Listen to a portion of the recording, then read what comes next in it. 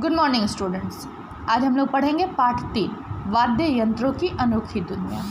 मतलब वाद्य यंत्र यानी जिससे संगीत निकलता है, मधुर ध्वनि जो कानों को सुनने में बहुत अच्छी लगती है, वह होता है वाद्य यंत्र जो बजाया जा सके, लेकिन बजाने पर जो आवाज़ निकले वह मधुर निकले। मानव जीवन संगीत से हमेशा जुड़ा रहा है। उदास और निराश मन को प्रफुल्लित करने वाले संगीत के महत्वपूर्ण अंग हैं विविध वाद्य यंत्र। वाद्य कोई भी हो, किसी भी तरह से बजाया जाए, उत्पन्न ध्वनि मधुर संगीत ही होती है। इस पाठ में हम लोग कुछ ऐसे ही विशेष वाद्य यंत्रों की जानकारी प्राप्त करेंगे। ढोल की आवाज़ सुनते ही पैर थिरकने लगते हैं और मन खुशी से झूम उठता है। फिल्म हो या कार्टून, उत्सव या त्यौहार, देश या विदेश, संगीत अपना विशेष महत्व रखता है। शहनाई की मधुर ध्वनि दूर से ही बता देती है कि विवाह उत्सव शुरू हो चुका है। विभिन्न अवसरों पर भिन्न भिन्न वाद्य यंत्र बजाए जाते हैं जो मंगल की सूचना देते हैं। तबले की थाप, सितार की धुन और शहनाई की ध्वनि हमें खुशियों की एक अनोखी दुनिया में ले जाते हैं। जब तबले की थाप सुने हम लोग या सितार की मधुर ध्वनि सुने तो ये सब हम लोगों को क्या एक अलग ही दुनिया में ले जाते हैं। एक हमारा जो मन है वो बहुत प्रफुल्लित हो जाता है, खुश हो जाता है, उत्साहपूर्ण हो जाता है जब हम लोग संगीत की आवाज़ को सुनते हैं। भारत में संगीत के क्षेत्र में अनेक प्रकार के वाद्य यंत्रों का विकास हुआ है। ये वाद्य यंत्र अलग अलग तरह से बजाए जाते हैं। अलग अलग तरह के वाद्य यंत्र हैं तो अलग अलग तरीके से उनको बजाया भी जाता है, उनके बजाने का तरीका भी अलग ही होता है। तबला, ढोलक जैसे वाद्य यंत्रों को थाप देकर बजाया जाता है, तो बांसुरी, शहनाई को फूंक से और सितार, संतूर आदि को तारों में कंपन उत्पन्न करके बजाया जाता है। संगीत में वाद्य यंत्रों का महत्वपूर्ण स्थान रहा है।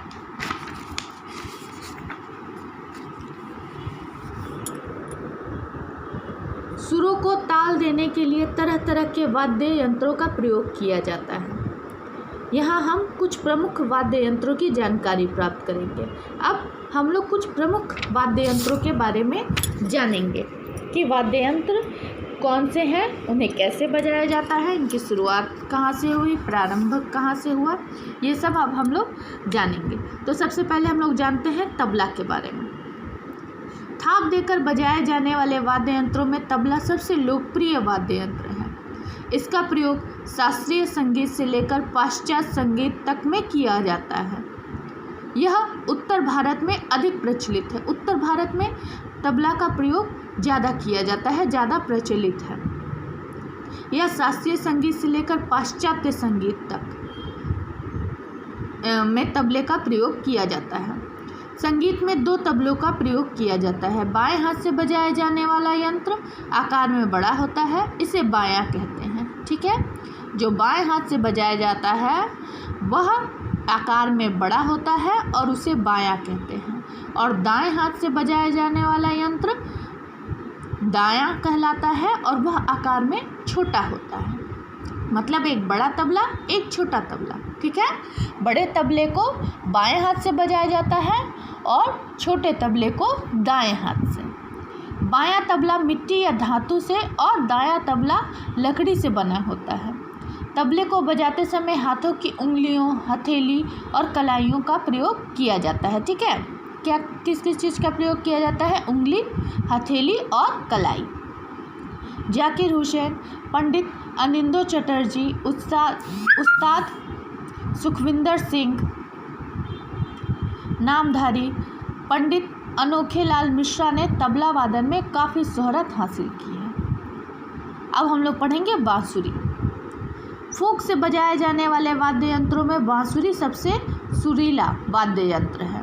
बांसुरी लकड़ी की बनी होती है जिसमें छेद के पार हवा के प्रवाह से ध्वनि उत्पन्न होती है। ठीक है, जिसमें छेद रहता है और ऐसे हवा से उसमें एक ध्वनि उत्पन्न की जाती है। करीब 35 से 40 हजार साल पहले की कई बांसुरियाँ जर्मनी के स्वाबियन अल्प क्षेत्र में पाई गई हैं। इन बांसुरियों से अनुमान लगाया जा सकता है कि यूरोप में एक विकसित संगीत परंपरा आधुनिक मानव की उपस्थिति में प्रारंभिक काल में भी विद्यमान थी। वहीं भारत में भी बांसुरी पौराणिक महत्व रखता है। बांसुरी का महत्व पौराणिक है। क्यों? श्री कृष्ण जी बजाते थे ना बांसुरी, इसीलिए पौराणिक कहा गया है।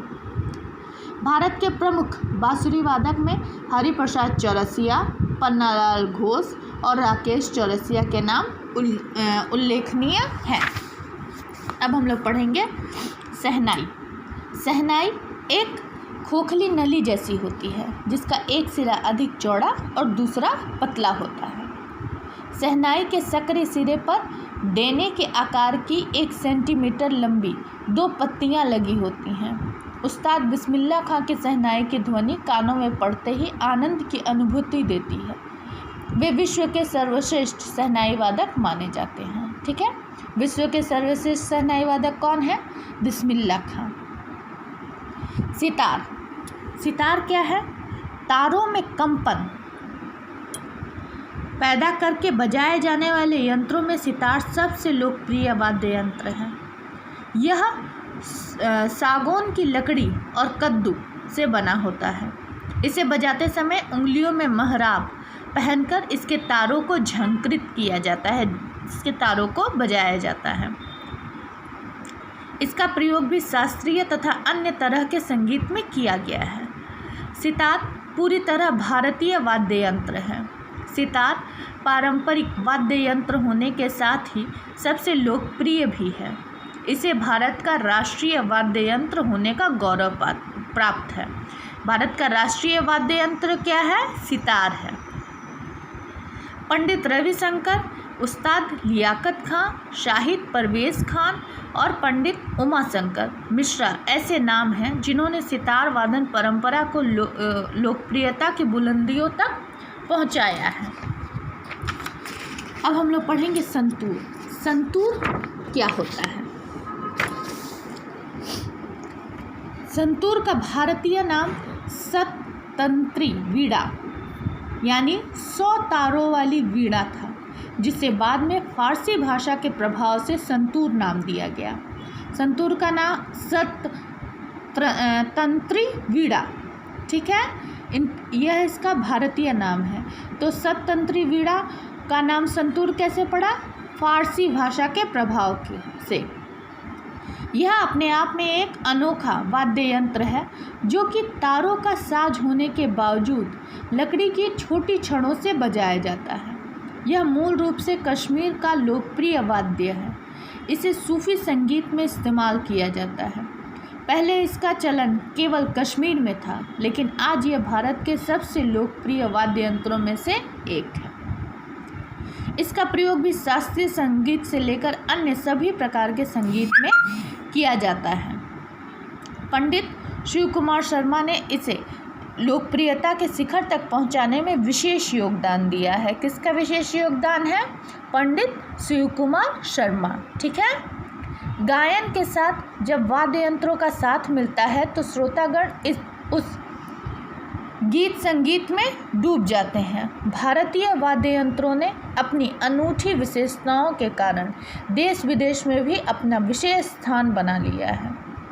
तो ये हम लोगों ने पढ़ा वाद्य यंत्रों के बारे में कि किस तरह से कौन कौन से वाद्य यंत्र हैं, उन्हें कैसे बजाया जाता है, वह कैसे बने हैं। ठीक है। अब इसका जो शब्दार्थ है यह आप लोग याद कर लीजिएगा। हम लोग ऑनलाइन क्लास में इसका टेस्ट लेंगे और इस पार्ट में अगर आप लोगों को कुछ नहीं समझ में आया हो तो आप लोग क्लास में डिस्कस करिएगा।